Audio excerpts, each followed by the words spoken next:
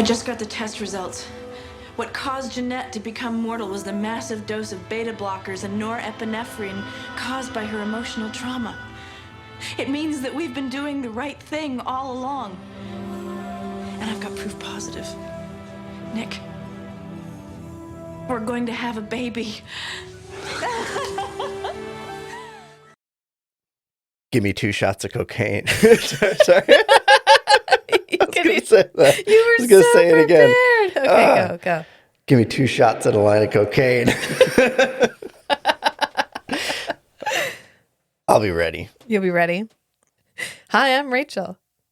And I'm Matt. And this is Come In 81 Kilo, a Forever Night podcast.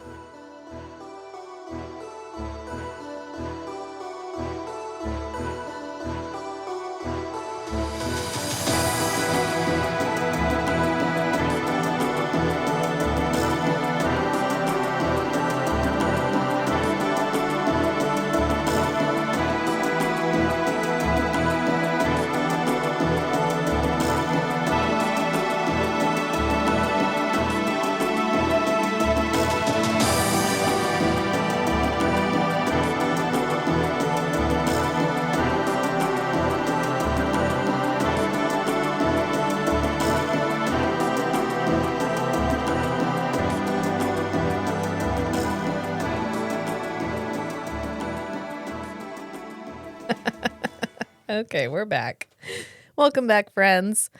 It's time for another episode, a Forever Night episode. Forever Night Season 3, Episode 16, Human Factor. In which I called all the plot twists. You did, but I just want to take a moment, and I need everyone to say thank you, Rachel, for literally keeping this a secret for like a year and a half. I was completely convinced that Jeanette was gone, that Deborah was gone. Yeah. And because Rachel had told me, and I trust Rachel. Yeah, hashtag spoiler free that life. Neither Jeanette or John Kapelos were in any more of season 3. I would argue this isn't exactly Jeanette. This is Jeanette life. This is Janet, not Jeanette. This is absolutely Janet. She doesn't even have her French accent anymore. Every once in a while, it comes out. Yeah. When she says Nicolas, and then she just dumps it because she's like, "Fuck you! You guys fired me from this show. You get what you get." And the soccer mom outfit and makeup. I know. I love how as soon as she's human, she's like, "I must give up the leather. I cannot wear leather ever again." I used to wear a leather dress and a leather jacket with a leather cape over top. I think this is the first time I've seen her in a non-structured top. I know. You should guess she's human right off the bat because she wears a denim jacket, like a floral skirt. Yeah. Yeah, this is it's not a glow down. She doesn't look terrible like this, but it's definitely the mom version of Jeanette. Yeah. Yeah, Janet. So if you don't know, this is the episode with the special guest star, Deborah Duchesne as Jeanette, where she falls in love with a guy named Bob and becomes human. So I'm just really excited. Matt actually, he did call every single thing. He was like, "Too bad she's going to get turned into a vampire." I was like, son of a bitch. I was like, oh, interesting that she's human now. I was like, no. What? That's not what happens. And then I held it in. I knew it was coming. Yeah. It's the denim jacket. They should have let her be Jeanette, even if it was like putting back on a costume. But then right before I knew she was going to get turned back into a vampire. Yeah. I was like, it's too bad Nick's going to have to turn her back into a vampire. And she's like, no, fell over on the couch. Can I just say, I am here for the second half of season 3. Honestly, I think we've mentioned it like 17 times, maybe 18. I didn't watch these in order ever before. And so now I'm watching them in order, and I didn't realize that all the fuck it, I think I'll just be a vampire again episodes are in the second half of season 3. Yeah, which you said they found out the show was going to be canceled. I'm not exactly sure when they found out it was canceled, but stylistically, there's then a huge 180 right about episode like 10 or 12. Yeah. Yeah. And that to me says, oh, We probably We don't aren't- need to perform for the we're not- exec bros. We're not dancing monkeys anymore. So bye-bye, vampire dog. Hello, AIDS. Okay? Like we're just because you think about how we started out this season with like vampire dog and a couple of the other slightly more ridiculous episodes of Forever Night as a whole. And then by the second half of season 3, it is heavy as fuck. And we have done away with the Nick wants to be human. It's kind of like, well, that'd be nice. But in the meantime, I kind of think I'm just going to be me. And we've completely abandoned the Tracy Vachon romance arc. We haven't seen Vachon since Fever. Maybe he's 4 episodes, I think. He's been recovering. Fever was episode 13, so we haven't seen him in 3 episodes. And then we don't see him in the next episode either. Yeah. Yeah, we haven't seen Urs in like forever. Like it was like the beginning was like, okay, guys, we're going to have like, here's the focus groups want more young characters. Here you go. And then by the second half, they were like, fuck the focus groups. We're going to do whatever the shit we want. And I'm here for it. I'm here for it. Even Tracy gets a glow up. Tracy actually gets to be like a character. Yeah, like with she has emotions growth and emotions and backstory. Yeah, tons of backstory that makes sense. It's not like the Sunny, like, oh, I have an uncle. He's dying. Yeah. He's dying. Who? Next episode. Oh, how's Sunny doing? Who's Sunny? I forgot. I don't remember. It's more of it's good. Like, it's good. The second half is so good. And I didn't realize they were all grouped up like that. I feel like maybe we should have hit the ground running at the beginning of season 3. We might have actually gotten a season 4 instead of Vampire Dog. Of course, somebody's going to watch Vampire Dog and then they're like, wow, this is not what... I mean, if you're a vampire fan, you turn on Forever Night and it's a golden retriever who's better at turning people into vampires than Nick is. You're like, oh, is this a comedy? I don't understand. And then you don't come back and watch it again. But if you come and you watch the human factor, which is like, Nick is operating outside the law Mm-hmm. in this episode and the next episode. Right. Things are getting a lot more serious than usual. Yeah. I mean, we've had quite a few where he's gone rogue and just done what he wants to do. And he's being very vampire-y in all of them. And this is... It was the loss of progress from the demon possession. Is that what it was? That's why he's more vampire-y now. Yeah. And then the night in question where he lost a bunch of his memories and maybe didn't get them all back. We don't know. All right. So let's start this episode. We start with a man in his boxers. It's a good look. It's a look. I paused it. It's a look. I paused it because I went to get a drink and Matt was like, wow, that's a look. He's just like lounging on it. Yeah. I don't know.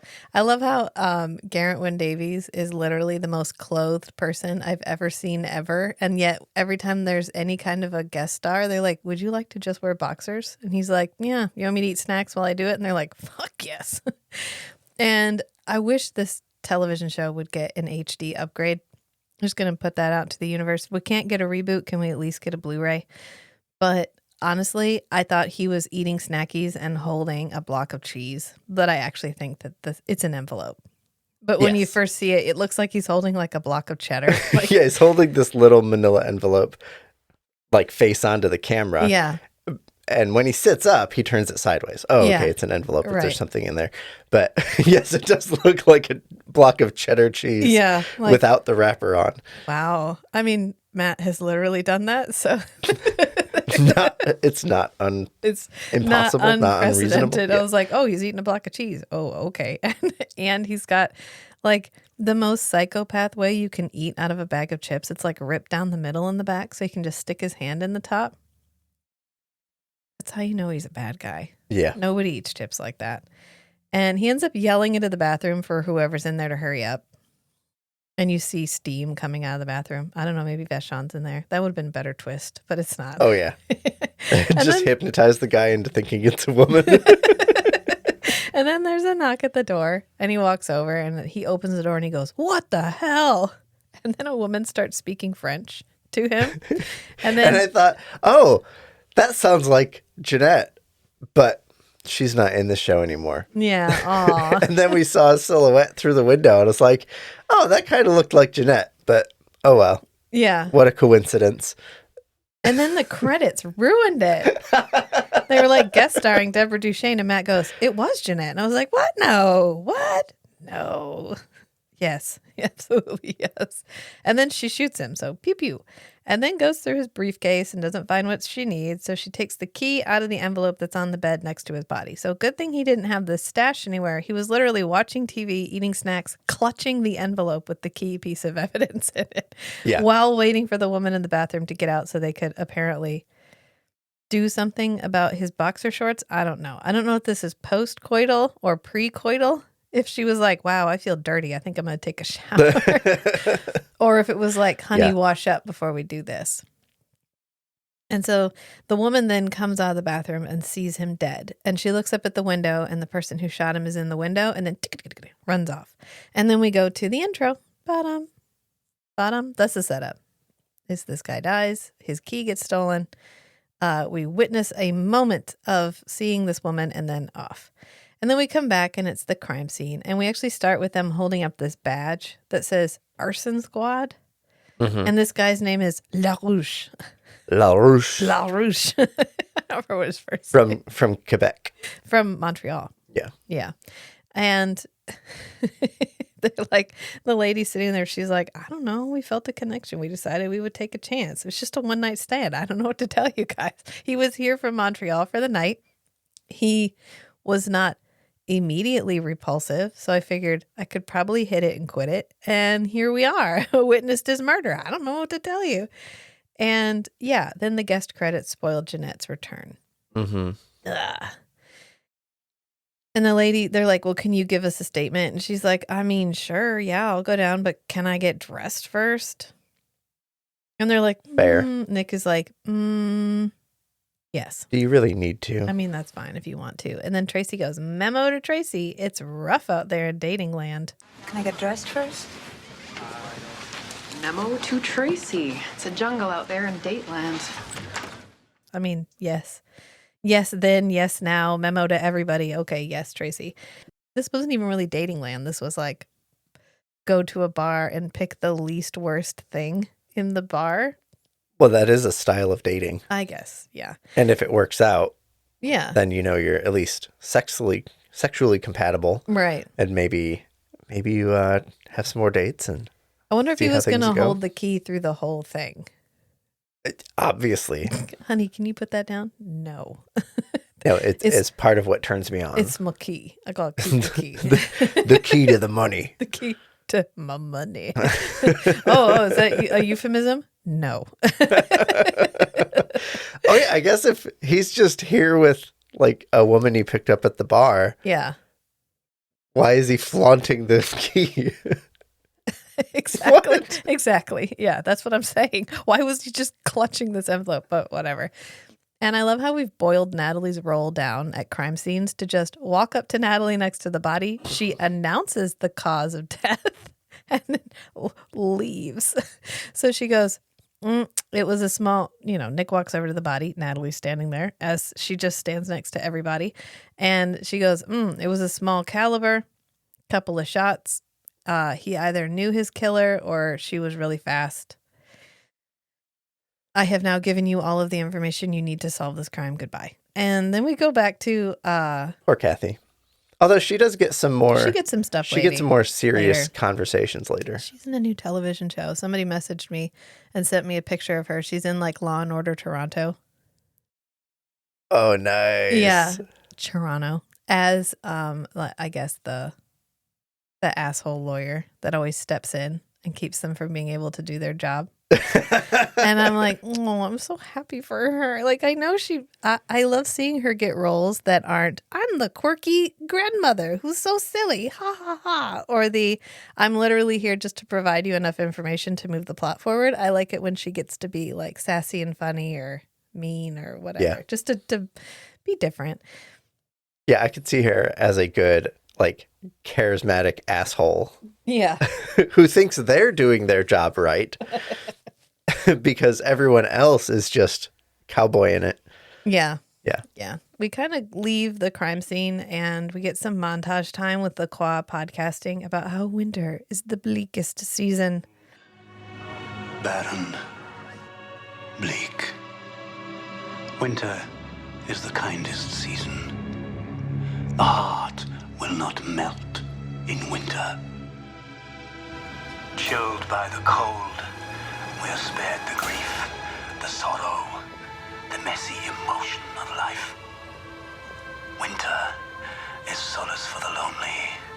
Its cool touch soothes the tattered heart. The heart will not melt in winter. When we get Jeanette listening to it. Yeah. Yeah, she's listening to it with Patrick in the car. So she's got a child in the car listening to LaCroix, and LaCroix's like, oh, So after the intro, we're in the crime scene, and I connected the dots. Oh. Yeah. Jeanette is human now. Okay. So when we got here, I think, oh, she's like reminiscing. Yeah. About her lost vampireness, or her former vampireness. Yeah. But what is she doing here? I knew she couldn't be a vampire anymore because Jeanette would never use a gun. Yeah. She would have used her hands or her teeth. Yeah. But Janet would shoot somebody. Would use a gun because that's all she has. So this guy had something she wanted. So she had to follow him here to get it. And she has a kid with her. Okay. Yeah. She has Galen Wynne Davies with her. Little baby Galen. This is Nick. Not Nick. This is Gare's child. His son. His son Galen plays Patrick. And if you go on IMDb, he has 2 credits, and it's for this, and then as like a makeup guy on the 2016 Blair Witch Project, and that's it. So he's gone on and done other stuff. He did not become an actor, but you have to imagine God damn it. Gare was like, I know a boy like who could be in this, and they were like, all right, fine. You need a small boy who has permission to film at night. Yeah, okay, I grant him permission. Okay, great. So, he's so cute. He tries so hard. It must have been so, I know how my daughter feels every time I have a job and she gets to go like behind the counter or, back in the work area or whatever. It's like, ooh, I have special privileges. I could tell this boy was having fun. Yeah. Just being on set, because later there's a scene where he goes to fetch the photo. Yeah. And he just like bounces up the stairs like very jauntily. Yeah. It's like, oh, this is not a child who has just been woken out of sleep. No. Although our daughter would probably be like that. Yeah. So anyway, she's listening to the Nightcrawler while this child is in the car with her, which that's bad momming. Sorry, Jeanette. Don't do that. I would never let my kids listen to the existentialist dread podcaster. And he's like, oh, winter, chilled by the cold. Winter is the solace for the lonely.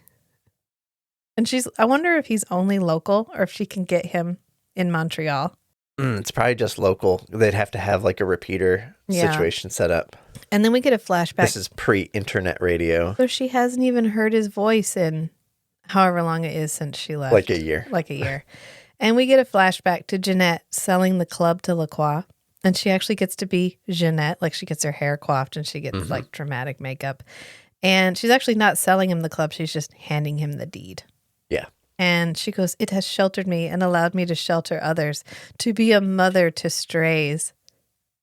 And LaCroix goes, yes, we must compare parenting notes about parenting strays sometime. It's not the same thing, LaCroix. She's trying to provide a haven for people that don't feel like they have anywhere else to go. You literally won't let Nick go. It's not the same thing. He's the kind of stray I would shelter from you, sir. But she ends up giving the raven to LaCroix because she's leaving. And she's like, I'm going to tell you why. But, and then we cut back to the present. So we don't know why she gave, because at this point, 16 episodes after she disappeared. We still don't know why she left, except it was time to move on. It's because the executives thought she wasn't pretty enough. The fucking audacity. Right? The audacity. Honestly, I can't even with that. So then we cut back to the present where there is a child named Patrick in the car, which we already covered. And she goes, "How would you like to go see Aunt Peggy?" And he's like, "Well, yeah, sure. Sure, Aunt Peggy. It's got to be better. It's got to be better than being in this cold ass car all day." Listening to this And nihilistic monologuer. Mom Janet, you forgot to feed me again. She's like, "God damn it. I've only been a human for like a week. This is truly hard work. How often do you need to eat? Once a week? Twice a week? What are we working with here?" Well, she said it was fading and the vampire lingered, Yeah. right? But it finally left her when she killed LaRoche. Well, her she's killer been- instinct left her when she killed LaRoche. LaRoche. Oh, okay. Yeah. Not her being a vampire, just her desire to kill people. Okay. Yeah. That was her last, like, ooh, I need to kill this man. Oh, now I'm done with that now. And then we come back to a lady at the station, and she's working with a sketch artist, but it's not a sketch artist. It's a computer. like a computer composite program. And every It's interesting. Every time I see this, it reminds me of the makeover song from Earth Girls Are Easy. Yeah. Where they're like, "Let's give you blue eyes." And it's like, boop, boop, boop, boop, boop, boop, boop, boop. And it like changes her eyes to blue. And then it's like, "How about we go blonde?" And then it's like, doot, doot, doot, doot, doot. And it changes her hair to blonde. That's exactly what this looks like. Yeah. And so she's like, "Oh, I don't know. The eyes aren't right. The mouth, whatever." They're just swapping out these, whatever, computer generated images to create a composite that looks like a photograph because we're using parts of actual photographs to make it. And we find out that the guy who was killed was Mario LaRouche. Mario LaRouche. And he was booked off, according to his employer, who is the arson squad in Montreal. And Nick is like, okay, so he chose to come to a cheap hotel in Toronto. I mean, come on, Nick. Not everybody's a billionaire. We can't all just go stay in Maybe the this penthouse. is his idea of a vacation. Yeah, maybe that's all he wanted. Maybe he was here to see the sights, and staying in a cheap hotel was all he could afford. Judgy. McJudgerson. And they finished making the sketch, which looks, by the way, absolutely nothing like Jeanette. If you squint a little bit on a CRT really screen, it might have looked more like Jeanette. No, it wouldn't. And Nick is like, "Oh shit, that's Jeanette." Well, okay, Nick, I think you're just seeing Jeanette everywhere because you're probably horny. He doesn't have anybody, and he doesn't have his Thursday night date anymore. She just left him. Oh, maybe that's why he's more vampire-y. Yeah. But he spots her, he sees the picture, and immediately we get the flashback to his, when he got changed into a vampire and she was there. And I was like, oh, is this for people that haven't watched season 1 and 2? You wouldn't know who Jeanette was. Yeah. So this is an establishing, it's his vampire sister, wife, lover. Thing. So, by the way, this is who she is. Congratulations. We got a flashback for that. And we don't get context for it. We just get him yeah, Jeanette, eating her hand. And then Lacroix, we go see Lacroix because Nick is like, "Oh shit, that's Jeanette. I must go talk to Lacroix about it." So he goes to Lacroix, and I just want to point out Lacroix is wearing this red velvet button-up shirt, which is the top couple buttons are unbuttoned. And I didn't know I would like a man in red velvet, but it turns out I do. All right. Red velvet shirt. And this show giveth and this show taketh away. That's all I'm going to say. And, it's really funny because when I was younger, Lacroix was like, "Ew, he's the old guy." Whatever. I don't, whatever, not as interested in Nigel Bennett as I would have been in Garrett Wyn Davies. And certainly Garrett Wyn Davies still has his appeal. But as an older woman now, I'm like, well, I get it, Nigel. I get it. I'm here for all of this. And Nick is asking about Jeanette. And LaCroix's like, Jeanette. Yeah, did we know a Jeanette? I'm supposed to keep this a secret. Yeah. He's really trying to, he's a good liar. He's a good liar. Oh, yeah. So yeah. He's like, "Well, no, if Jeanette was in town, I would have sensed her, and so would you. And come on, Jeanette's not going to shoot somebody." That'd be the most plebeian way to kill. Like it's the worst possible thing that could happen. Ew, she shot somebody? I raised her better than that.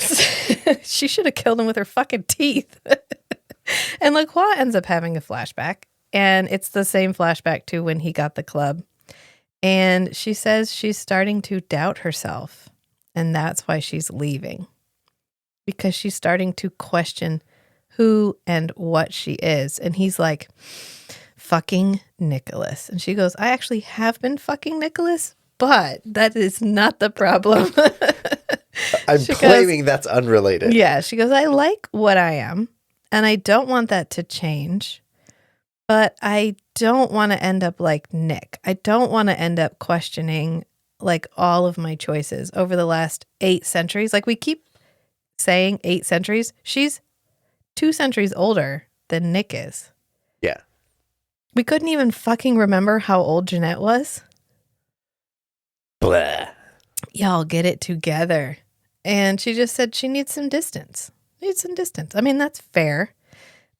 He's toxic and she's trying to put some space. She's trying to get some space. And LaCroix's like, cool, you go. I also don't want you to become Nick. I have my hands full already. And Jeanette says, Nick can't know. Like, you can't tell him that I'm leaving because of that, because he's going to find me and he's going to convince me to join his crusade. No, I'm just kidding. Because he carries too much already.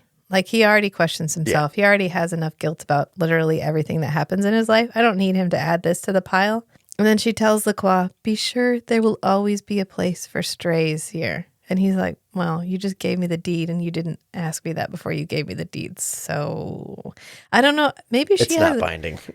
You know what? She has a very different relationship with LaCroix than Nick does, so there may be a reason for her to believe that LaCroix will do what she asks. Yeah. She certainly assumes he will. So, I don't know, maybe he always does. Maybe that's why Urs and Vachon are there.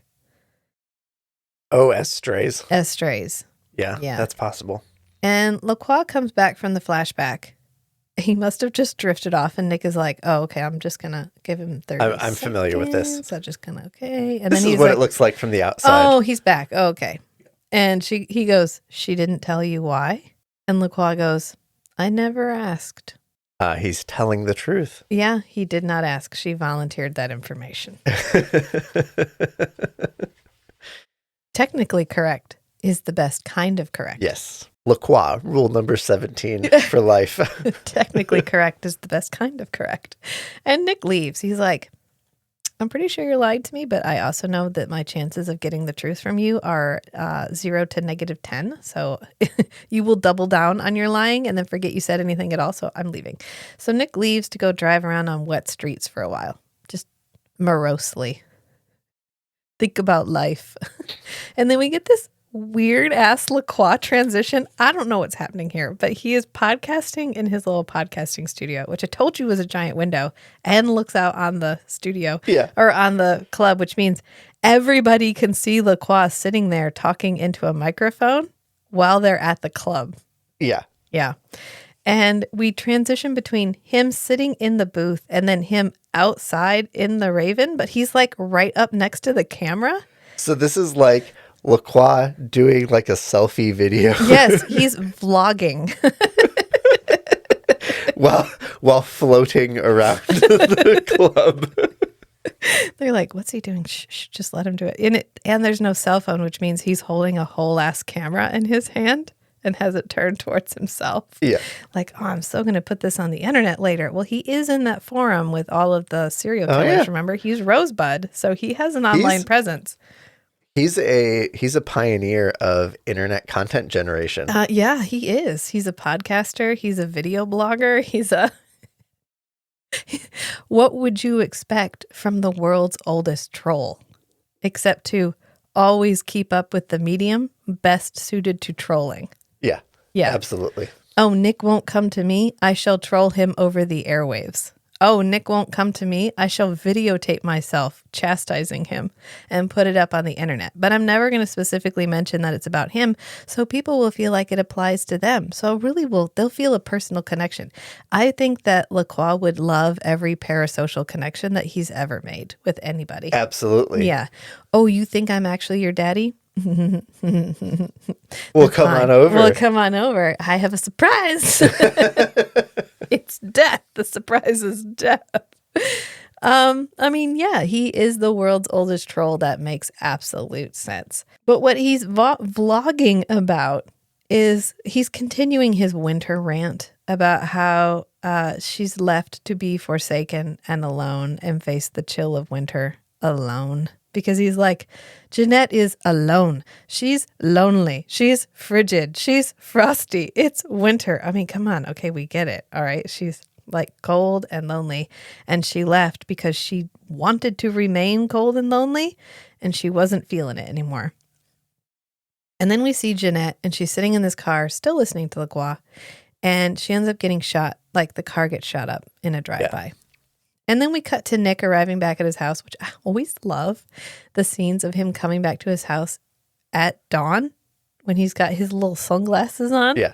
Which they're the same sunglasses. And we keep nothing consistent. And yet he's been wearing the same sunglasses for 1992 to 96. So like 4 to 5 years, he's kept the same sunglasses. And I fucking love it. But he arrives at his house and he closes the blinds. And he's wearing his like black shirt, black trench coat combination. And he's looking particularly vampirish in this moment. And he once again takes a moment to remember when he was making out hardcore with Jeanette after he got turned into a vampire. He's like, that's not an unpleasant memory. And then, surprise, she's standing right behind him. And this is when she's wearing the jean jacket, which she has tied at the waist, like where you take the bottom lapels and tie them in front of you, and a floor-length floral skirt.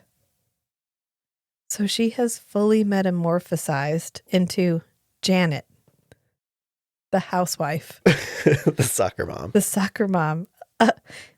There's nothing wrong with that. I am technically a housewife. I work for the podcast and I work at home and I homeschool, and I'm like every single crunchy mom check the box, except I cuss a lot and I talk about vampires on the internet. But so there's no shame.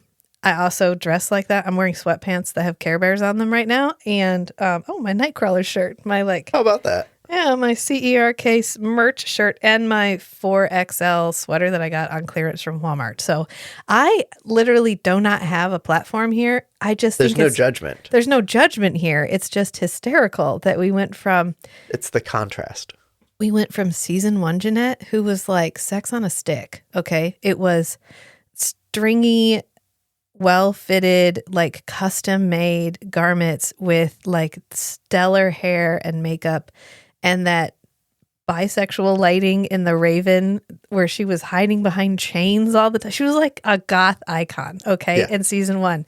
Season 2, they were like, maybe she started getting perms. I don't know. Like, it's just the death cloud. Yeah, the death cloud, which was fine. She still looked like Jeanette, but she looked like maybe Jeanette got a different stylist who hasn't quite figured her hair out yet. Yeah. And then to have her come back. And a little bit less fuck me energy in season 2. Slightly less. And then we come back in season 3 and she's got a jean jacket and a floor-length skirt on. And then the next day she's going to be wearing a button-up sweater. She looks like she looked in Curiouser and Curiouser when she's the wife that he keeps leaving at home so he can go fuck Natalie. Yeah. And that's hysterical. It's just like, why didn't we? I don't know, because it's like she was fundamentally changed by Bob. So now she can't, his name, she never calls him Bob, but I think it's hysterical that she falls in love with a guy named Robert. More than Nick will ever know, apparently. But anyway, here's Janet. She's shown up wearing her outfit. And then she walks over to talk to him. And we get the spin filming where we spin around them as they're talking, which we used to do every time they made out. And now But it's now they're just talking. their reunion. And it's kind of sad because I miss when this used to be them making out. Like, I miss the heavy fuck me energy from season 1. Oh, yeah. He felt like the like hot, like sexy vampire in season 1. And at this point, he's like sad, mature vampire. And it's fine. I like all iterations, but sometimes I'm like, no, I miss the rawness, I guess, of season 1. But he's like, Jeanette, I just got a case about a murder. And it's about a guy from Montreal who got shot in a hotel room. And she's like, yep, that was me. I killed him. Oh, I get where you're going with that. I did it. And she goes, I am aware of the position I put you in by being here, but I need your help. And he's like, you could have just run. She really could have. I mean, it's not like they could trace her fingerprints or anything. She doesn't exist. It's not like she went to the trouble of having a full identity created. And she goes, no, there is evidence that I must find before whoever shot at me tonight finds it. And he doesn't grab onto the whoever shot at me tonight. He's like, evidence? I love stealing evidence. It's like my favorite thing to do. I can help you with that. So now that she's completely convinced him by telling him he's allowed to steal, fondle, and abscond with evidence, we go back to Tracy at the station. And Reese is like, where's your partner? Is he not in yet? The sun is actually still up. So Reese, get it together. Yeah, you can see it coming in the windows. I mean, Come I know on. we haven't disregarded Nick's sun allergy completely lately, so I get it. But also, he does actually have a documented sun allergy. There's like a reason he doesn't come in when the sun is up. And Tracy says, okay, yeah, but I got a report about a shot up car that was abandoned by the Civic Center, and it was registered to a Montreal arson investigator who was shot and killed a week ago by the name of Robert McDonough.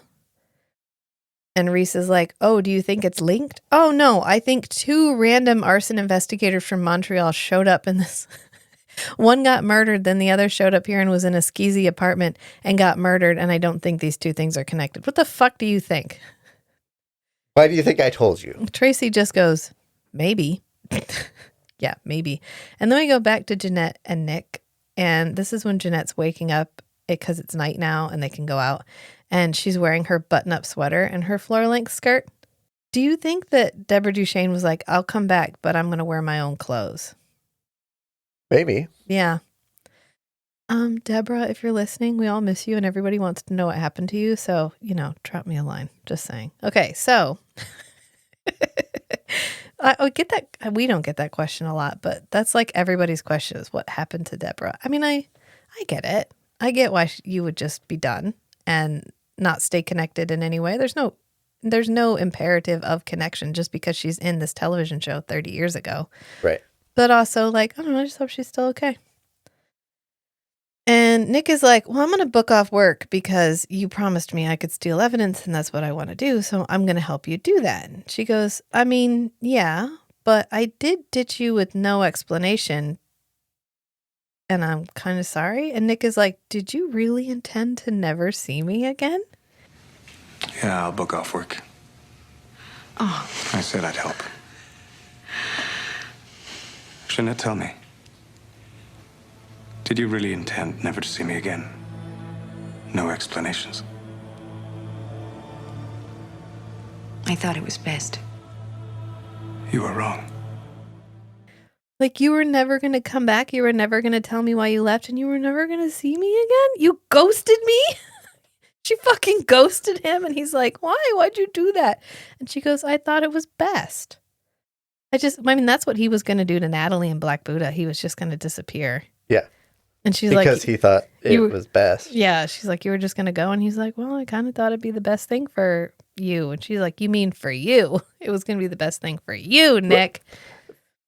To be fair to Jeanette, she can just ghost him for like 50 years. Yeah. And then like get a therapist and like a vampire therapist to like revampirize Revampirize her. Yeah, revampirize her. Restore her more Ruthless qualities. I guess inhuman perspective. So that she can like maintain that distance from humanity. Right. and sustain it. I mean, they're going to run into each other again eventually. And then she can come back and Yeah. give Nick something to sink his teeth into. But Nick goes, you were wrong. It was not better. I did not like it. I mean, maybe he'll learn that lesson from Natalie, because Natalie was like, you mean it'd be easier for Hugh? And he's like, oh, yeah, I've never thought about that before. Well, this isn't the first time Jeanette's just left him. Right. Well, usually, she gets caught. She got caught when she left him in neck ruffle era after they'd been married for 80 years. And then he pouted. So I can see why she left, because last time he was all like, Mom, I'm really sad. He sat in the window and angry pouted and looked out the window. So she learned some lessons and she was like, I don't want him to make the face. If I tell him, he's going to make the face. And then where am I going to be? Worse. It's just going to make it worse. And then I'm going to feel bad about it. I don't want to see the face. And she goes, oh, Nicola, I left because of you, because your quest for humanity was getting to me, was infecting me. Contaminated her. And then she walks over and she has this monologue over by the window. She's like, a vampire's heart must be cold. Death is all around us, but we must not let it touch us. But you, after 800 years, could no longer live with your humanity. I would imagine he didn't want to live without his humanity 100 years in, but that's fine. It's fine. And I began to think, you might be right. 800 years is a long time to have a cold heart. And Nick is like, I could have helped you. And she goes, I didn't want to be helped. I liked my immortality. I was afraid of all the suffering that you've gone through. Look at the shit you have gone through. Look at the shit Lacroix has put you through. Look at all the pain and torment and just shit you have dragged yourself through. So I went to Montreal because it's kind of like Paris, but it's not as far as Paris. I was still it's close. not as far from family. Yeah. And I thought I could, revampirize myself. A la Love Bites, which is still one of my favorite movies that we've watched. But I fell into the same dilemma I wanted to avoid. And he goes, what do you mean? And she's like, well, I think we actually need to get going. Oh, Jeanette. You drive. The I'll tease.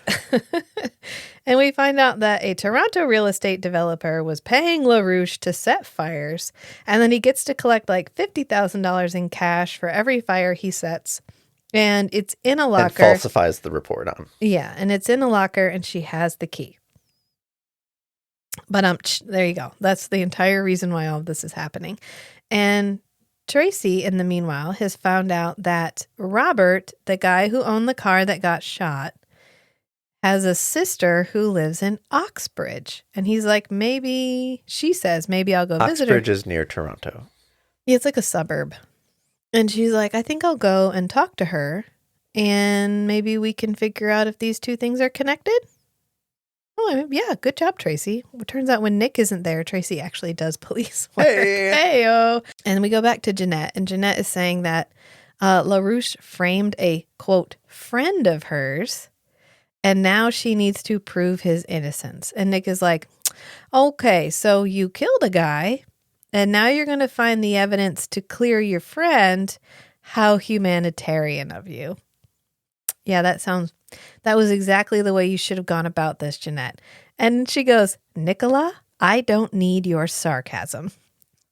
I need your help. Such a humanitarian gesture. Nicola, I don't need your sarcasm. I need your help. You're not unaccustomed to taking injustices into your own hands. All right, all right. I love that line. Jeanette. I don't need any of your shit right now. I need your help. And you aren't unaccustomed to taking justice into your own hands. And he's like, touche. Yeah, you are correct. I think in the last couple of episodes, at least twice, he's been like, well, I think I can just solve this problem. So I'm just going to solve this problem. So he doesn't have a leg to stand on when it comes to don't do it. Don't do what you think is best. Let the law handle this. We go back to Tracy, and Tracy goes to see Robert's sister. And she tells her, love how loosely attached to pronouns I am. And she tells her that Robert's girlfriend, Jeanette de Brabant, she kept his name. is in town. His middle name. Nicholas B. Knight. Nicholas B. Knight. And that she's in town for a few days, and she went to go see her brother. Jeanette is. And says she doesn't know who her brother is, but that she's off visiting him, and Patrick might know more. And then we come back to Nick and Jeanette in the car. And Nick is like, well, I have to ask. Like, who's the friend? I'm not jealous or anything, but I just want to know who's the friend. And Jeanette says, well, his name was Robert McDonough, and I was in love with him more than you can possibly imagine. And this hurts for several reasons. One, it implies that she was never as madly in love with Nick as she was with this dude that she met. This rando that she met like 6 months ago. Yeah. Just fair, I guess. I don't know. Sometimes you click. They clicked. Her and Bob, they just hit it off, I guess. And it also implies that no matter how much Nick thinks he might love Natalie, it ain't the same. Well, Jeanette may not know how Nick actually feels about Natalie. No, she's not implying that. No, the show is implying to us. Okay. The show narrative is like, Jeanette loved this dude. She took a chance and had sex with him, and it ended up making her human. Right. Nick has loved Natalie, well, we assume, or at least Natalie has loved Nick, or some version thereof, with affection for the last with affection. for the last like 4 years, however long they've been together at this point, and he has never loved her enough to take a chance on being with her. Yeah. Yeah. Although, how much could Jeanette have loved this guy if she was willing to be with him and then maybe kill him? Because there was a very real possibility that she was going to kill him. Right. She has mentioned several times through the series that she doesn't have the restraint. Yeah. To not. She's thirsty. What was it about? I think it was about turning. Yeah, she said she's too much the glutton. And she said she's never done it because she doesn't have enough restraint to stop. Yeah. Before the person is completely dead. And so she's literally never been able to stop. And then she's like, oh man, this guy. I love this guy. I'm gonna get with him. I'm gonna shoot my shot. I'm gonna try it. Yep. I'm gonna try just taking a nip. Yeah. And it works. I am perfectly willing to accept the risk that he might die. I mean, this is, it's very Jeanette. It's fine. It's very Jeanette. It's very Jeanette. It's not very Janet, but it's very Jeanette. So it's cool. Like, I don't have a problem with this. I just want to point out that this narrative is just the tiniest little bit inconsistent. But it's the show. So cheesy rationalization. Here we go. And so she tells Nick that Robert had a son, and she cannot allow his son to think that he's a criminal, and that she's actually his official guardian. So she's Mom Janet. Yeah. Then we come back, and Tracy's talking to Patrick. I love how independent Tracy gets to be in this episode, and how much of like a solid partner she gets to be, because she figures out almost immediately that Nick is up to shenanigans, and then she covers for him without knowing anything about what this is about. So Tracy is talking to Patrick, and Patrick says, Jeanette said they're here to visit her brother, Nicholas. She could have lied. She could have been like, I'm here to visit my brother, Steve. And says that he has a picture. And she's like, well, can I see the picture? And so Patrick hops up the stairs happily, Galen being excited to be on the set with his dad, and pulls out a picture that Jeanette gave him. And it's like a glamour shot where Nick is sideways and Jeanette is face on. And I want to recreate this picture with you so fucking bad. I think we could manage it. I think we could make this happen. I just need you to like stoically turn sideways. I might need you to shave though, so maybe this isn't the thing we're going to do soon, because you know how I feel about you clean shaven. And how our son feels about you clean shaven. Matt threatened to trim his beard, and our son was like, "No, Dada, like don't trim your beard." Matt had to like walk him through. I'm only going to cut the sides and I'm going to trim under here and I'm going to trim right here. And he's like, well, that's acceptable. You're allowed to do that. Yeah. And it's like a black and white with Nick in profile and then Jeanette straight on. It's like an album cover. It's like they're Yes. about to drop a jazz, like a ska album. They're about to drop a ska album. That's what it looks like. And then we come back to Nick and Jeanette, and they're at some kind of thing that I probably am supposed to know what it is because I'm probably supposed to know Toronto landmarks, and I don't know what this is. But this stairwell is really cool. And we end up walking down these stairs, and the camera is at the bottom, and it's a really cool shot of them coming down the stairs. And while they're walking down, Jeanette is talking about how she met Bob. And it turns out that firefighter Bob barged in and swept her off her feet, literally, because her house was on fire and he rescued her. And we know that fire bad, so she was pretty much helpless in that moment, and he saved her life. And then she says, I envied his courage, his selflessness, the same thing that I mocked you relentlessly for years. You know how you could have just done nothing and fucked around and been a playboy, but you chose to try to help people and you became a cop and you became a public servant and you risked your life day after day to try to save people from bad guys. And I told you were a fucking idiot. Well, Bob did it, but I liked the way Bob did it. Bob did it better. Bob did it better. Well, she says, he reminded me of you and I realized you were right. Mortal, risking his one short life to save others. I envied his courage, his mortality. He reminded me of you. It was through him that I realized that your quest to become mortal again is right. It's strange hearing that coming from you. And Nick takes a minute and he's like, wow, I never thought I would hear those words from fucking anybody. Not from LaCroix, not from you. He must feel so validated in that moment because he has fought the good fight for so many years. And then all of a sudden, the one person who mercilessly mocked his crusade was finally like, you know what? I think you might have a point. And he's just like, wow, I need a minute. Hold on. I gotta, whoo. But Jeanette says, he and I were together. As soon as he saved me, that was it. We were together after that. And he ended up getting transferred to the arson squad because he got injured the night he saved me. And Nick says, did you tell him what you were?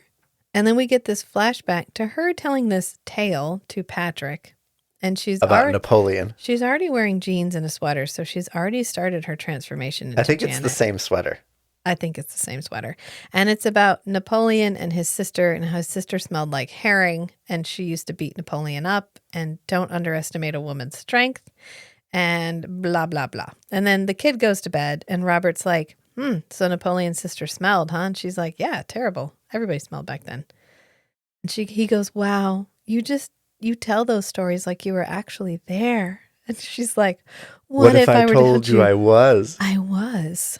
And he's like, what are you saying? And she's like, come sit by me on the couch. And then she does this like, put your hand on my boob. Well, actually, she says, I have some secrets. And he's like, oh, haha, everybody has a deep, dark past. And she's like, I mean, yes, but also there's a past and there's a past. And you know how you've never seen me in the day and you've never seen me eat and we haven't had sex. And he goes, now that I've noticed. Fair. Fair. Yeah, no, that's fair. And she's like, okay, come over here. Put your hand on my heart. And he's like, oh, yeah. We're about to remedy one of those things. And then she's like, what do you feel? And he's like, oh my God, fucking nothing. You don't have a heartbeat. And she's like, meh, yeah. I mean, then how did Nick have a heartbeat in Night in Question when he was at the hospital and he was on the heart monitor? LaCroix was there. Apparently there's some like daily / shooting notes where there was a scene where Natalie put like a tape recorder on the heart monitor to make it seem like he had a heartbeat. Ah. Anyway. I figured either Natalie or LaCroix intervened to fake Nick's heartbeat. Well, they did. Theoretically. It just wasn't a scene that made it into the whatever. So into the episode. there was attempts were made to be consistent here. But anyway, she doesn't have a heartbeat. And then she does the like eye reveal, the like, look at my green eyes. Yep. And then we cut back to the present and Nick goes, oh, how did he take it?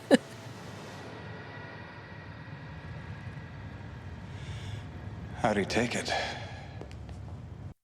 I love it's like, woo! I've been there. Through that. I've been there. I've done that a bunch of times. You know, he just had a rush of like the last 18 times that happened, and 17 out of 18 times somebody just tried to stake him and run him off. Woo! That's one of my. Okay, so just a minor segue. So in Being Human, the American version, there's a part where the vampire character, Aiden, ends up like falling in love or starting to date this human woman. And there's a part where they're getting serious enough that he needs to come clean. And so he tells her he's a vampire and she's like, get the fuck out. And he's like, well, I love you. And she's like, nope. We aren't doing this. This isn't fucking Twilight. Get the fuck out of my house. And she breaks up with him and she never talks with him again. Yeah. And it's my favorite because every single time this trope pops up, it's always, oh, okay. Well, we all have our problems. You know, it's not like, holy shit, wait, you're a serial killer? Get the fuck out of my house. You knowingly put me in danger by being with me? How can you possibly love me if that's the case? Get out. I mean, you have to, I am here for vampire romance, but you just have to question the type of person that's like, well, how bad could they be? I mean, they need to eat people. He seems like a really good guy. He seems like he's trying so hard. But anyway, I just want to point that out. But I love the, oh. And she goes, well, it was a long night, but love, as they say, conquers all. Oh, what a low blow. Like, right? If I'd loved you enough, Nick, we could have worked it out. But or I don't know. Or the trope of like, here's this thing that the guy has just struggled and constantly failed at every attempt to do this thing, and then the lady is like, oh yeah, I tried it once and it worked. Like it's hard. What, like it's hard? I don't know why you haven't tried just falling deeply, madly, and passionately in love with somebody. Oh, he does that to like every female co-star, and it still hasn't fucking worked. I don't know what. It kind of reminds me of in She-Hulk when Bruce Banner is trying to talk to his cousin about how to control it. He's like, explaining about how to control your anger. Yeah, and she's like, oh, okay. And she just turns into She-Hulk and then turns back into a human. And he's like, how'd you do that? He's like, she says, I'm a woman. I've been having to control my anger my entire life. Yeah. Yeah. I loved how easy it was for her to be She-Hulk because everything he had to learn is just something that women have to do constantly. Yeah. Like women are always at a low boil. Always. Because we're just waiting for somebody to try shit. Like we're waiting for the mansplainer or we're waiting. Like you're in defense mode a lot when you're out because you're expecting to encounter someone who wants to start something. And it's not like start something necessarily like aggression, but like, I don't know. There's a lot of men who are one breath away from trying to treat you like a child. Mm-hmm. And so you always have to be sort of ready for that. Anyway, I like that. But love conquers all. And Bob, she loved Bob. So Bob said he wanted to be, Bob apparently found out about the LaRouche thing. And so he decided he wanted to try to bust them. So he tricked LaRouche into thinking that he was in on it. And LaRouche was like, cool. Let me go ahead and monologue my entire plan to you. So he revealed everything. And Jeanette's like, wait, he torched my building? Because, of course, she's listening on the other side of this glass wall that nobody can see her on the other side of. Yeah. It's fine. And LaRouche is like, you could retire early, spend all your time with Janet, get her some sun. He goes, that one could use some sun. Like, get the fuck out of here. Now I hate LaRouche and want to kill him too. But apparently Bob underestimated how ruthless LaRouche was. And Nick goes, yep, it's a common mistake. Like, this guy is literally torching buildings and potentially killing people, and he doesn't give a shit. And you didn't know that this guy would absolutely kill you in cold blood. Yeah. But maybe Bob was the kind of guy who believed in the best in people. And so he just didn't see it. Right. He wasn't as street smart as like Jeanette would have been. So they're finally at this, they're at the bottom of the stairs. This has gotten us to the bottom of the stairs and over to this locker, which there's 2 sets of lockers over here. And they're getting trailed through the building by the most obvious mob guys I have ever seen. Yes, absolutely. And they're 10 feet away with binoculars. It's They're like just the worst. looking in the trash can. And of course they get shot at. They try to run. They're like, Nick goes, I think we're being watched. Because they're it's like a Pink Panther comedy where the bad guy's 5 feet away and he's crouched behind a potted plant that is way too small for him to hide behind. And Nick is like, I think we're being watched. And so they take off and the guys follow them. So they start running. So the guys start running. And then they end up getting shot at. And of course, Nick is fine because he's a vampire. But Jeanette is It's not until this moment that Nick realizes look, Jeanette is human. look. He's distracted. He's We preoccupied. haven't mentioned Nick the Brick in a while, but it's a very Brick move to be like, well, it's Jeanette. Jeanette's a vampire. I don't need to check in on this. Oh, what's that heartbeat? Who knows? Maybe she's wearing a recorder, like a heartbeat recorder. Yeah. Like in Gattaca when he's wearing the heartbeat monitor that makes it sound like his heart isn't racing. Yeah. Exactly like that. I don't know. It doesn't matter. But she's like, oh, yeah, by the way, I'm mortal. And he's like, oh. Can you imagine his feelings in that moment? He has fought for hundreds of years to try to be mortal again. And she did it by fucking accident. Yeah. Yeah. She got a family. She got everything that Nick has been pursuing for hundreds of years. True love, a family. She got to be mortal again. And here she is throwing it all the fuck away. It has got for vengeance. For vengeance. It has got to be like a fucking slap in the face. And he takes it in stride. He's like, oh, no. Okay, I'm going to get you some help. Oh, okay, let's go help you now. Like, oh, yeah, he goes into mortal. damsel in distress mode. Yeah, he goes into daddy Nick mode, literally, eventually. They get chased by security. Like, security shows up, and of course, they're crouched at the bottom of the stairwell, and Jeanette is bleeding, and she's dropped this notebook, and we actually didn't pick the notebook up between takes. It's still on the escalator. So I don't know if this notebook was supposed to be important at one point and we just ditched it. Yeah. It doesn't matter. But he ends up flying off with Jeanette. They break out and he's like, hug me. And then they fly off and they go straight to Natalie's. And Nick walks in and he's like, Natalie, I need a favor. And she goes, that makes me nervous because favors from you entail a little more than just, can I borrow your car? And Nick goes, yeah, and I'm going to need that too. Hey, you just missed some of my best work. That is if you're into post-mortem cranial examinations. Nat, I need a favor. Thanks, Jill. No problem. Makes me nervous. Favors for you usually include a little more than can I borrow your car?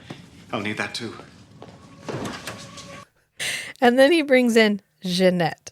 And this has to, you want a slap in the face from earlier? This has to feel like a slap in the face for Natalie. Because finally, his vampire side piece was out of the picture. And surprise, she is both back and she got exactly what they have both been working for this entire time without ever really wanting it. Yeah. Yeah. And so I'm sure Natalie is like, no, no, gah! But to her credit, she's like, okay, lay it out. What am I doing here? Because back at the place where they got shot, immediately Reese and Tracy are both here.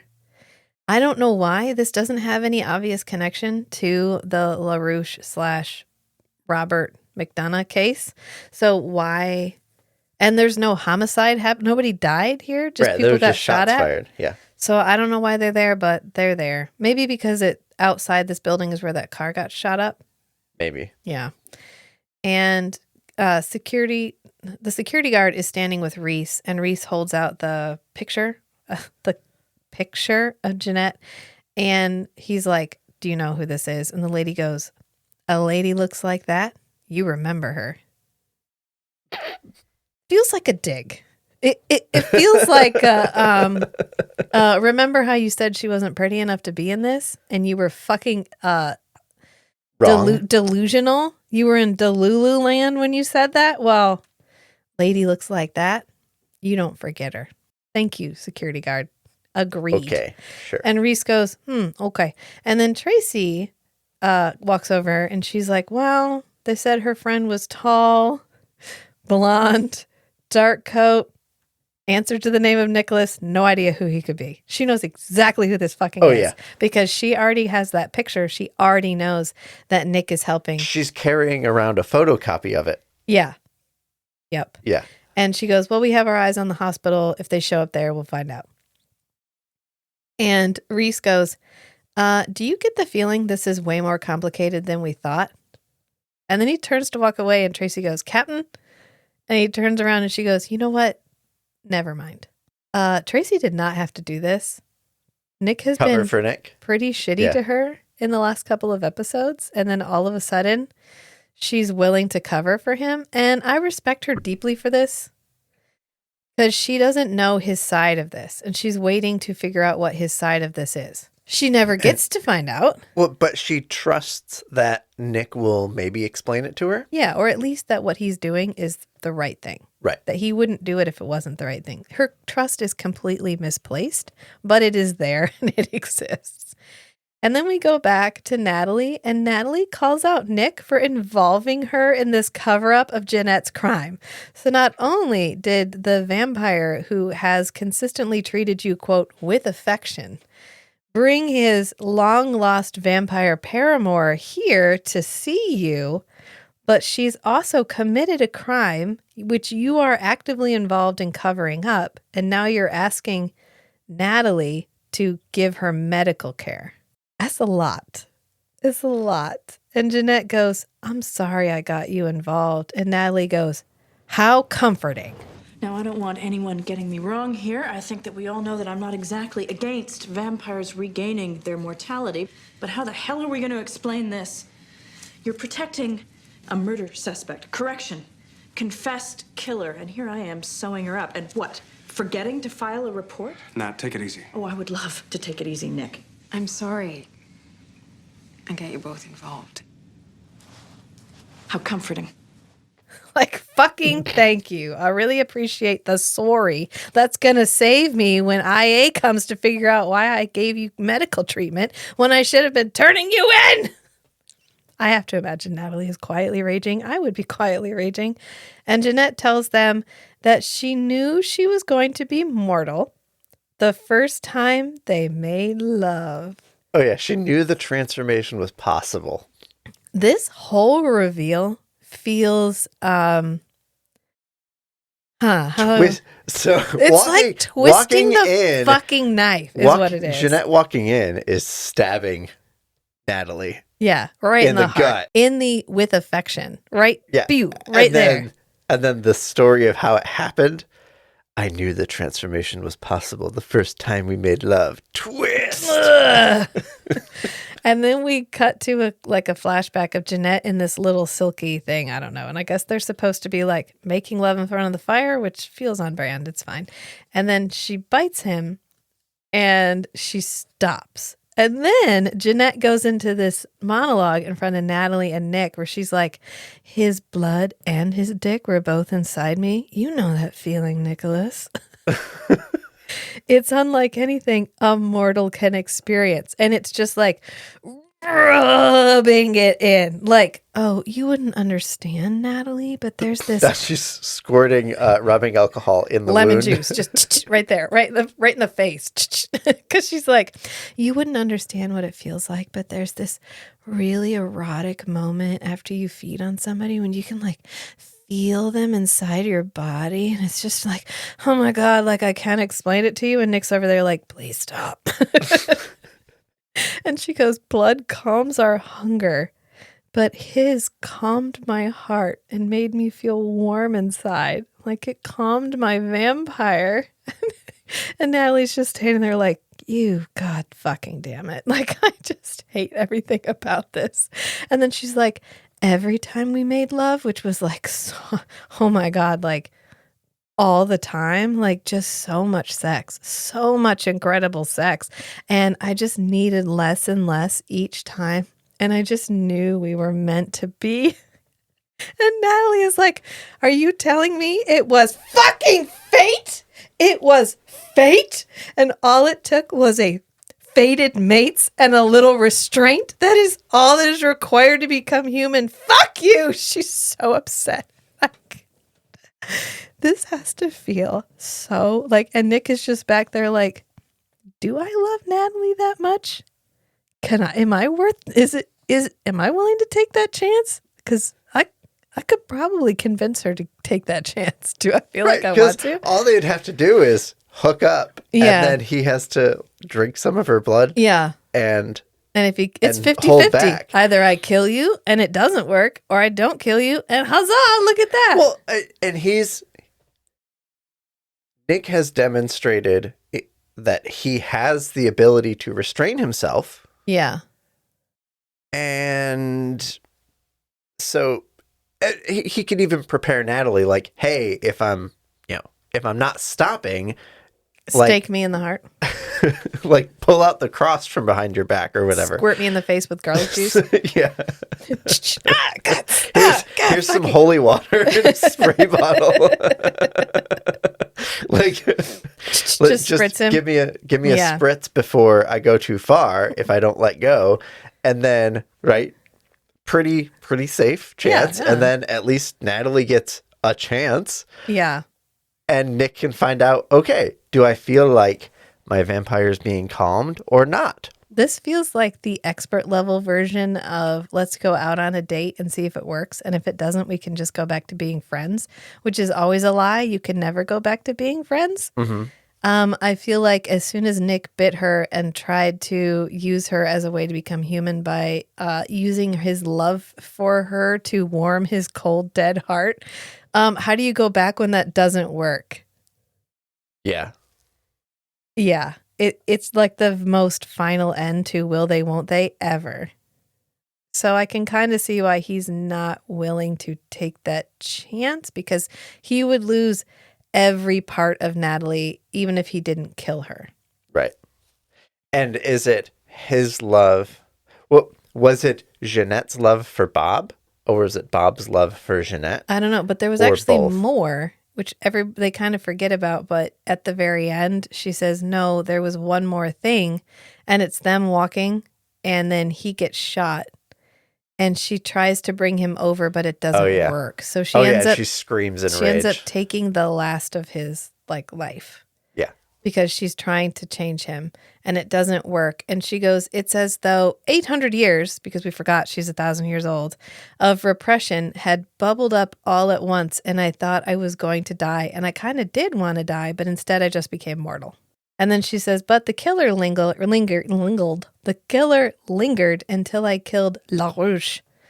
But now I'm free of it. And Natalie chucks a pill bottle at her face and is like, that local anesthetic will wear off in about an hour. Take these. Get the fuck out. Because she gets a phone call. And they're coming to pick some stuff up from the morgue. Somebody else, because she doesn't just exist for Nick's convenience. And so they got to go because they can't get caught here. So Jeanette thanks Natalie, and Natalie's like, you're welcome. Like, please just leave. This is the worst day of my life. And then she's like, I totally will, but not until I call Peggy to check on Patrick. And so she walks over and picks up Natalie's phone. Does not ask, just picks up Natalie's phone and calls Peggy. And the bad guys are at Peggy's house and they want the key. Remember the world's worst bad guys? They got done looking in the trash cans and now they actually just went and got hostages. So they end up driving off in Natalie's Taurus, her little I mean, her car got wrecked like 3 times for the show, so I'm sure after a while she accumulated enough insurance money to buy herself a nice car. And Jeanette is like, oh my God, these people are terrible. I'm so worried because they will kill anyone who suits them, just like we used to. Meanwhile, we go back to Tracy, and Tracy has tracked Natalie down at the morgue. And she's like, I need advice on Nick. I think he's involved in a murder, or I think he's at least involved with a murder suspect. And so she holds up this picture, which is very obviously Nick. Yeah. And she goes, is that? Natalie goes, is that Nick? I don't know. I can't see. It's kind of blurry. And Tracy goes, yeah. And Patrick says that he's this Jeanette woman's brother. And Natalie goes, oh, well, then it's obviously not Nick because Nick doesn't have any family. he doesn't have any family at all. And Tracy's like, Natalie, you know something. And she goes, yeah, I know Nick. And I'm not in a good place with that right now, but I do know that Nick always tries to do the right thing. Tries to do what he thinks is the right thing. Yes. Yeah. And is it what is actually right, or is it simply what he perceives as right? Dot. And so they end up showing up at the house. Jeanette, Janet, and Nick show up at the house. And they walk in. They don't know who the blonde guy is. But they don't question Nick's presence at all. And they're like, we had a deal. You need to untie them. Well, if they talk to Peggy, then they would know. Peggy she was here to see her brother, I guess. Janet was here to see her brother. Yeah. Well, she calls her Jeanette, but Janet's funnier. And then they're like, key, no, untie him. Key, no, untie him. We go back and forth a little bit. And then Nick ends up pulling out the key and chucks it on the table. And they're like, thanks, pew, pew. And they shoot Jeanette and Nick. And then they hand off like an electric car key. And then they end up pushing the button and a couple of bombs explode. And then the house is on fire. So I think shit escalates really quickly. Yeah. We go from like exchange the hostages to like pew, pew, fuck, I'm dead. And then the whole house is on fire. And Nick runs over. Okay, there are 2 human beings tied to chairs in the middle of this blazing inferno. And Nick is like, let me check on Janet. So he goes over and checks on Jeanette. He's like, Jeanette, are you okay? And she has to tell him to go save the humans. She's like, yeah, fucking go save them first. I'm saving a human right now. My son, your literal son, and my metaphorical son are right over there. And your, I guess, sister-in-law, I don't know, is over there. Like your sister-in-law slash, I don't know if Jeanette was his wife. Sister-in-law both ways. Yeah. So your sister-in-law twice is over there. Go, please. Save them first. And so Nick is like, fucking fine. So he goes over there and he ends up untying both of them. And he's like, Patrick, I'm making you the man of this rescue. You have to get your aunt out of here. And Patrick's like, oh, okay, I can do this. And he's like, you can do this. Get her out of here. I'm not going to help you. You can figure this out. Okay, you Dad. got this. Okay, Mr. Nick. And so he ends up getting his aunt out. Well, Jeanette's like bleeding out on the couch. And Nick is like, I can bring you across. And she's like, no, honestly, please don't. Like, this was a once in a lifetime opportunity. Let me just let this end. Bob is gone. Life isn't worth living. And Nick is like, no, please let me train you. It's fine. Like, I got this. I've practiced a couple of times. I'm pretty sure I can do this. And she's like, please don't change me. And then Nick does this like thing where he like rears back. Like roar. I don't hate this. I don't hate his like vampire roar of frustration that he gets in the middle of the fire while his ex-paramour, who became a human when he wanted to be a human, is dying and doesn't seem to care. I mean, I get it. And then we cut to this really weird dream, and it's Natalie in the freezer room, And she's like, I got the test results back. It was the beta blockers and the norepinephrine, and it's true. And we have proof positive because we're going to have a baby. And then Nick like runs over to her and they turn towards the camera and they have like their cheeks pressed together. And they're Goofy smiling grins. like, yes. And then the phone rings and it's Reese and he wakes him up. So he gets woken up from Nick this gets like, woken up we're from going to his have a baby. wonderful dream. Yeah. And we find out that there's a double homicide. And so he goes to the place where the double homicide is, which, surprise, surprise, is right by these lockers. And he's chatting with Tracy, and she says she just wants to hear that it was the right thing and that it's not Whatever he was doing isn't going to come back to haunt us. Is whatever you did going to come back to haunt us? And he's like, nope. And then he looks over at the two men that Jeanette just killed, which are like over on the ground, which feels like a haunting consequence to me. Yeah, If ever there maybe. was one. Yeah. And poor Patrick, he lost Jeanette. He lost his dad, and now he's just with his Aunt Peggy, and that's it. So poor Patrick. He's actually lost more family than Natalie has. Yeah. And Nick tries to talk to Natalie about the love cure at this crime scene. She is at work, and he's like, so about that thing where Jeanette had sex with that guy and it made her human. I've been thinking about it a lot, and I don't want to risk you.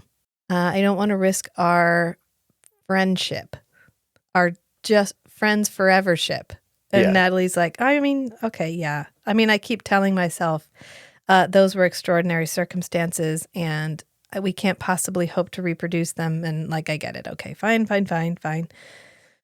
And then she's like, actually, we have a bigger problem right now. And she like tips the head to the side, and there's clearly fang marks on this guy's neck. And they're like, yeah, he was killed by a vampire. And these are the weirdest angle fang marks.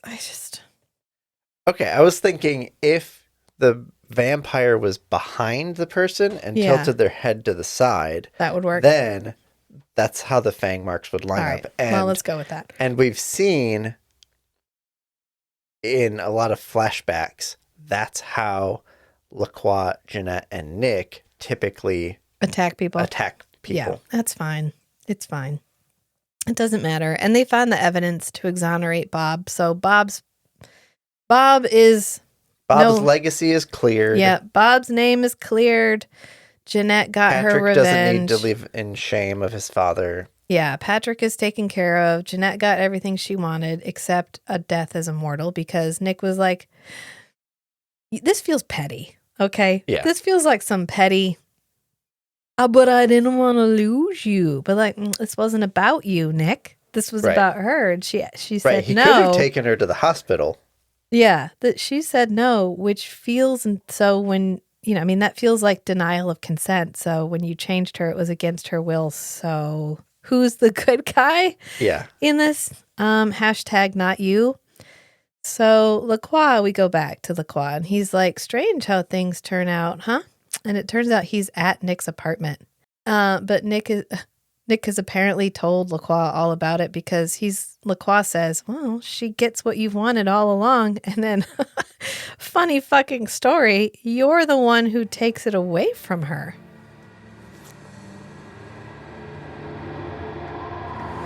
Even Leonardo couldn't capture all of her beauty. Strange how things turn out, isn't it? Through hellish circumstance, she obtains what has proven so elusive to you, only to have that one in a billion happenstance taken from her by you. I don't know whether to laugh or to cry for you, Nicholas. Huh. And what they have in front of them is the Da Vinci painting that they got in that petty ass fight about when they broke up last time. And he kept it because he was like, I had Da Vinci paint this for me. You can't have it. And she's like, that's my selfie. I want it. And he was like, So he ended up giving it to her. Remember, he had the little cabinet with the light on it? Yeah. He ended up giving it to her, and now she's giving it back because she's like, I don't fucking want it. Just like I don't fucking want you. And Lacroix goes, I don't know whether to laugh or cry for you, Nicholas. And Nick says, you haven't told me everything, LaCroix. And LaCroix goes, well, neither of you, Nick. And then he goes, it seems like I have lost a daughter and regained a son. Oh, because LaCroix can see the writing on the wall. He's not making a big deal about it, because every time he makes a big deal about it, Nick gets weird and back. It's like pathological demand avoidance. Yeah. As soon as he's like, oh, you're becoming a vampire again. Great. Let's go out and hunt together. He's like, I'm never going to hunt ever again. So LaCroix can't say anything about it. He has to just ride this wave. But he is fucking enjoying this ride, because Nick is on a very slow but steady descent from Back towards him. back towards LaCroix. And this kind of feels like Being Human UK. We get a character in the last couple seasons named Hal. Yeah. And Hal's hands down my favorite character in the entire series. And when we first meet him, he is like, he's been clean, quote unquote, for like 50 years, but he can feel his vampire nature coming back. Mm-hmm. And he says it feels like feeling the tide come back in. And that's what this feels like, is like he goes through these cycles where he's really, really good for a while. And then the needle swings the other way and he ends up all the way back with LaCroix. And then that gets to be too much. And then he regains his whatever. So it definitely feels like we are on the downslide towards going back to just being a vampire. And I am fucking here for this. And this was not a horrible episode. I didn't hate this episode. I like this episode. One, I like we get to see Deborah Duchesne again. And I love that she showed up and was like, deuces, y'all. I'm going to wear what I fucking want to wear. And I'm not affecting that stupid Jeanette accent again. You fired me. You don't get it back. Yeah. You wanted me to still be Jeanette? You should have kept Jeanette. But I'll show up and I'll make some cash. Like I'll buy a car, whatever you pay me for this. I'm wondering how much they had to pay her.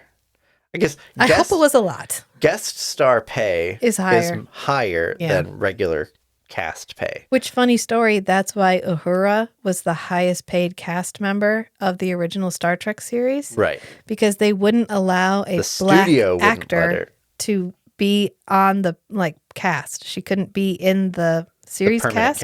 Yeah. So she had to be a guest star on every single episode. And so she was the highest paid actress. I like this episode. We get Deborah back, and then we get this.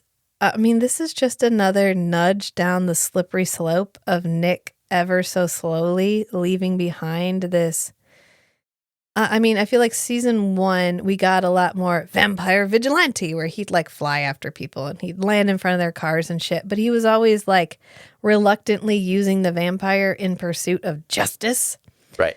And then season 2, we kind of forgot he was a vampire, kind of remembered he was a vampire, kind of just used it for show in the flashbacks, whatever. It was just sort of. And then now in season 3, it's like, oh, he's going to be cured. And then it's like, but human blood tastes really good. And there's that time he got possessed by a demon and it made him hungry again. And there's not really a shape, but there's kind of a shape. There's a little bit of a. Yeah, like a series plot arc or a season plot arc. Yeah, it's subtle, and it's definitely something where you are drawing in a lot of the dots on your own. Yeah. But it doesn't take too many self-administered dots to get a nice curve going. Mm-hmm. And I love that. I love that we are allowing the Nicholas character to grow and not necessarily grow in a good direction. Right. He's not on the hero's journey. Yeah. It's like a descent into madness.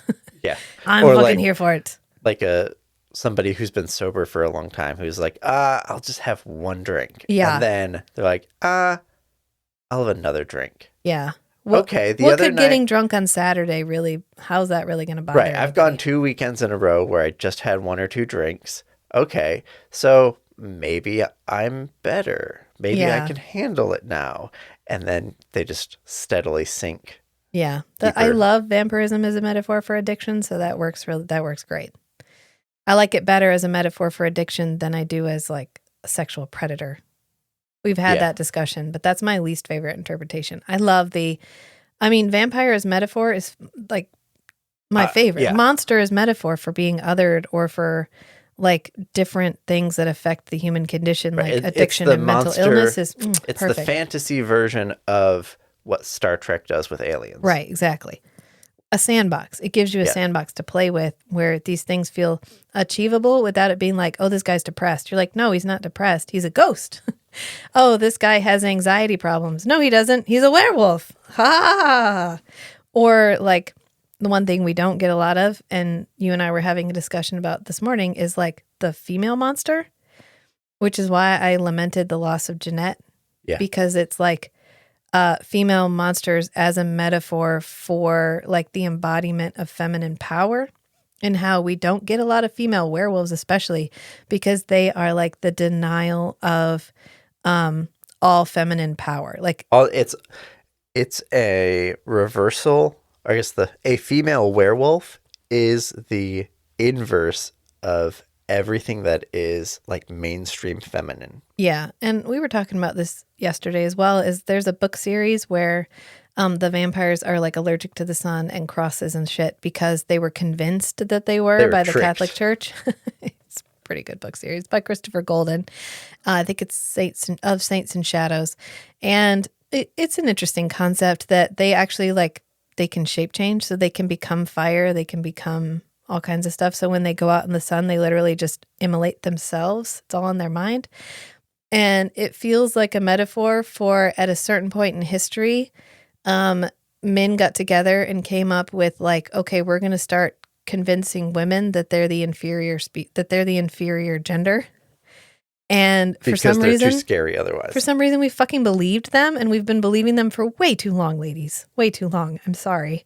If a man can't handle you at your most like feminine and empowered, just fucking like drop him. Fuck that out of the gene pool by not fucking that. Okay.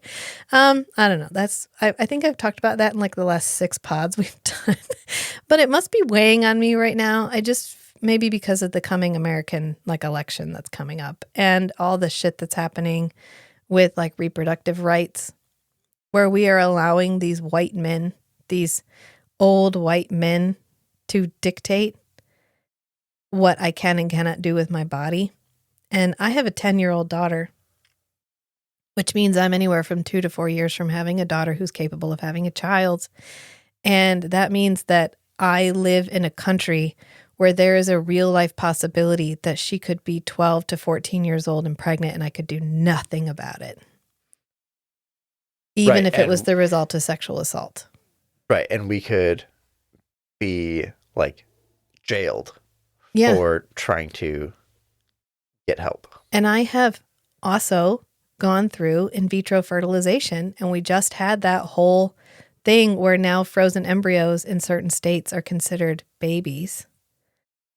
And I went through 3 transfers before I had a successful transfer, which means I had 2 spontaneous losses of fertilized embryos. And does that mean like you implanted that embryo knowing it might not stick? Is there we don't know what the precedent for that is going to be, because when you implant an embryo, you do not have 100% guarantee that it's going to work. Right. So is that attempted murder? Is that manslaughter? Is that reckless endangerment? Is that reckless endangerment? What? Okay. I'm going to leave it there because that is a rabbit hole. But when you've had the level of life experience that we have and you see this shit happening, it's like watching a train wreck. And it must be bothering me because I keep bringing it up. So just stay informed, think critically, and make your own decisions. And I'm going to leave it at that. So until next time, friends. Bye. Bye.